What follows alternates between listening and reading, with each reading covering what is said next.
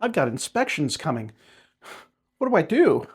Well, if you've been maintaining your system, you just keep maintaining your system the way you have been. You're also going to need your monitoring information, your password for that monitoring company. You need the phone number for that monitoring company.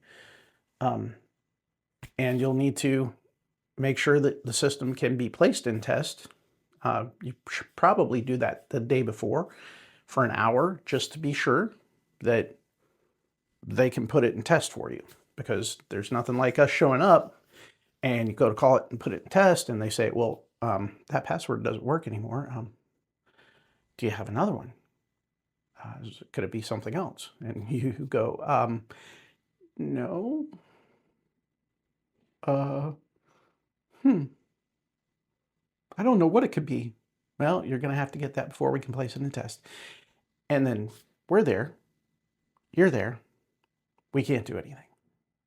So make sure your monitoring information works. Make sure you have a password. Make sure that everything is copacetic to prepare for that inspection. If you haven't been maintaining your drum drips, I would suggest sending your maintenance personnel out, or you can go do it yourself and watch my video about drum drips and operate your drum drips. Make sure that they're drained out of any fluids.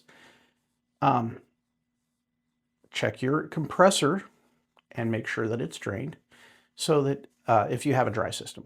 If you don't have a dry system, ignore what I'm saying. But no, you really want to kind of do everything a little bit before we get there.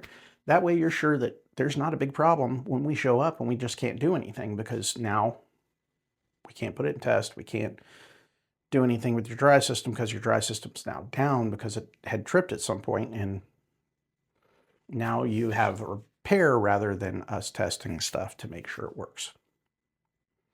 So you can prepare by double checking all your stuff to make sure it's functioning, making sure you have all the account information, making sure that everything can go smoothly when we come.